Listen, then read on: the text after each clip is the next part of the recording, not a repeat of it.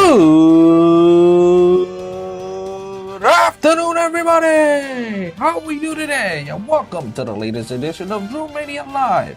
So great to have you with us for this Tuesday, the 14th day of May, the year 2019. And of course, this is yours truly, Andrew L. Perry.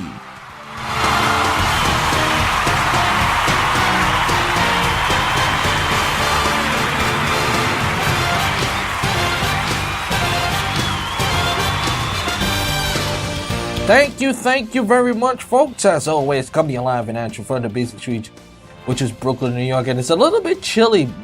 It feels a little bit chilly, even though it's 49 degrees, even though it's 50 degrees. Like, you know, it feels like it's in the 30s, but in Brooklyn, New York. But nevertheless, it's pretty cloudy out there. As I chat to you, what is happening in the world of sports? Well, we got a little to digest. Most of the NBA playoffs.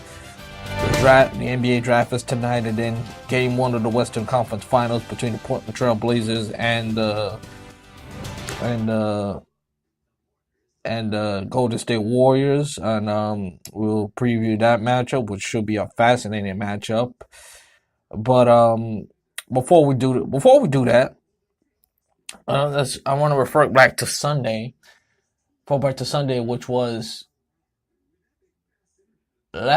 this past Sunday was two greatest Game 7s. I think the one, because of the shot that Kawhi Leonard did, is the one that, even though it's probably going to be one for the ages, but the sad part is that game is going to be memorable because of that shot. I'm talking about with Toronto and Philly, but yeah. But we're gonna talk about we're gonna recap Game 7 between the Raptors and Sixers, which was a classic game, and another and a Western Conference classic game also between the Nuggets and the Blazers, the most competitive series. But I want to reflect all the way back to the Boston Celtics and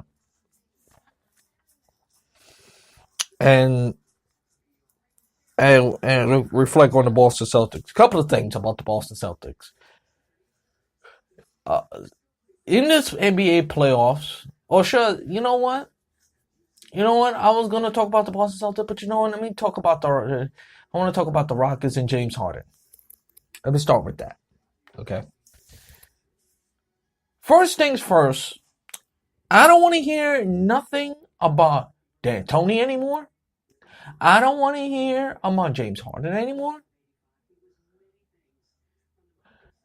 And I don't want to hear about Chris Paul anymore. Because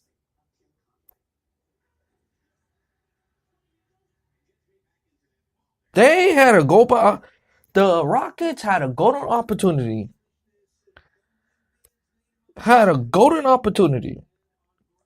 And I mean golden, because Kevin Durant was out, and Kevin Durant was by far their best scorer. That's why the Warriors was a difficult team, one of the most difficult teams to defend in the history of the league. There's no question about it.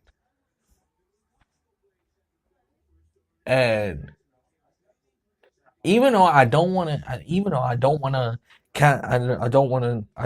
see guys injured and stuff like that. I'm glad to hear that Kevin Durant is not a serious injury, but for beating a team perspective, this was a blessing, because you had Game 6 in your building, and you built this whole entire year. Last year, you lose. Let me put it simply as this: y'all lost y'all went out the same way y'all came in last year. Last year, y'all lose to the Golden State Warriors in 7. This year, you build this whole season to get at the Golden State Warriors. Y'all build this whole entire year to get the Golden State Warriors. We want the Golden State Warriors. We want to beat the Golden State Warriors. And what do y'all do? Game 6. Y'all lay an egg. Listen, give the Golden State Warriors tremendous props. I'm not taking anything away from them. I'm not taking anything away from the Golden State Warriors. The Golden State Warriors, resilient. Curry did not have a good first half, and the second half, Klay Thompson put on the show, and then Steph Curry follows. But the fact I'm not talking, but that's not the point. That's not the highlight, and that's not the point. The fact that the Rockets, built this y'all whole momentum was to get at the Golden State Warriors this year, and y'all came out like this. Was an absolute disgrace. There's no way around it.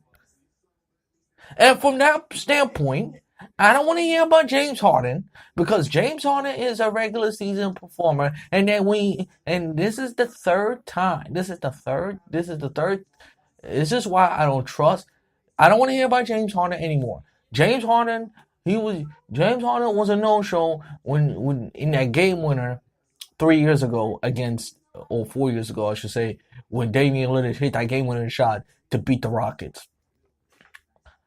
They lost. They was down 0-3. They was down 0-3. This was James Harden's first year with the Rockets. Even though they got to the 8th seed, they made it. I believe they made it a six game. They made it interesting, but they was bounced by then Kevin Durant and Russell Westbrook, Oklahoma City Thunder. Now you guys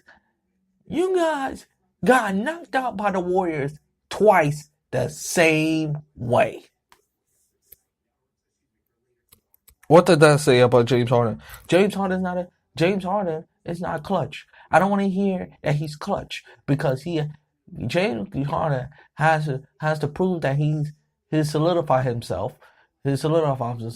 But when you need him in a big moment, he's not there. So what he does in the regular season, he could score all those threes, he could score all those points in the regular season. But when it matters most, it doesn't mean anything if you don't help your team out. Shaquille O'Neal put it best. You need your stars need to show up in a big game like this. Look at what Kawhi Leonard did at Toronto. Look at he showed up when Toronto needs him. And I'm gonna tell you right there, if Kawhi Leonard wasn't there, I don't think I don't think they beat Philly in my view. Okay. CJ McCollum. And I'll get to the game 7s in a minute, again. But again, the Houston Rockets and Mike D'Antoni show me when it counted, they're just a regular season team, and then when the playoffs come, they don't come through the clutch. And the D'Antoni system doesn't work. Because eventually you have to play defense. You cannot score. You cannot score. You cannot run up the scoreboard and expect to win championships.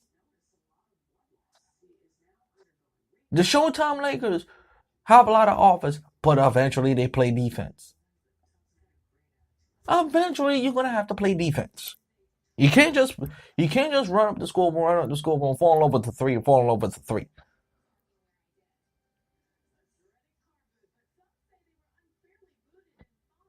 So from this standpoint, I'll say it once, and I'll say it again, and I'll say this for the last time. I don't want to hear about James Harden anymore. Just like I don't want to hear about Westbrook anymore. Because what y'all do in the regular season doesn't mean squat until you do something in the big game. And as a result, we see what James Harden is in the big game. And so is Mike D'Antoni. Mike D'Antoni, this is the Rockets' 5th elimination game lost.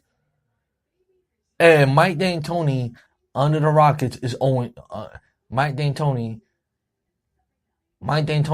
never win a big game. So I don't want to hear about D'Antoni anymore either.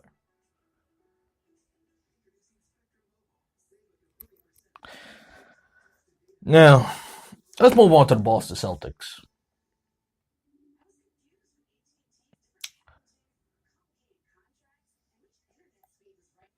This was a bad year.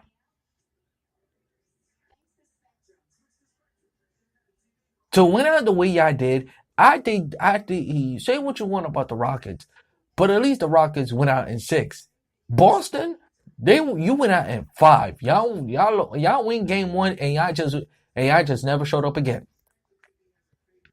No, nothing to take away from the Milwaukee Bucks, but this was the same Boston Celtics team without Kyrie Irving and without Gordon Hayward.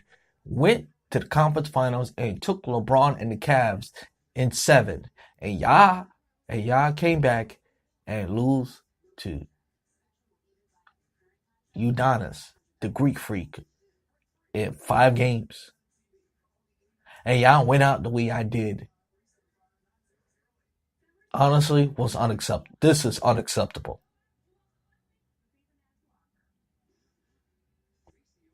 And Kyrie Irving, if y'all don't, if Knicks fans, y'all better think twice. If y'all want Knicks or Nets, if you think you want, if I was a Knicks fan or a Nets fan, you don't want Kyrie Irving on your team. Because he's nothing but he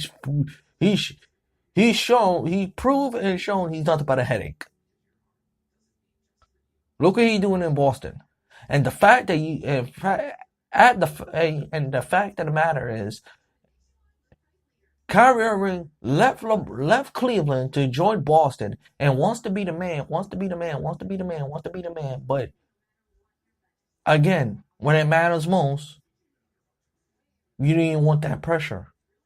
And then you have this attitude with, in game 4, who cares how many shots I take?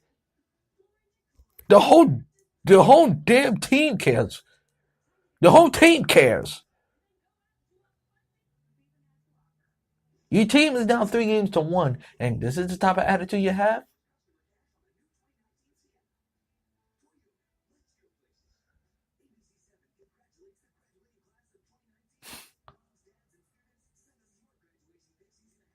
The Celtics. The Celtics could say whatever they want, but Kyrie Irving is the problem.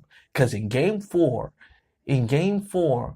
when Eddie House, when you have your bench come off the bench to give you a spark, you got a problem. Anytime in the NBA, anytime in the players, when your starter trying to give you a lift, trying to give you a spark, you got a problem. And from that, the Milwaukee Bucks just wasn't fooling around, and give them tremendous credit. They just took over and didn't look back. And to me, I'm glad Brad Stevenson's. The only thing I will blame Brad Stevens is he should have made adjustments, and he should have put his foot down with the Kyrie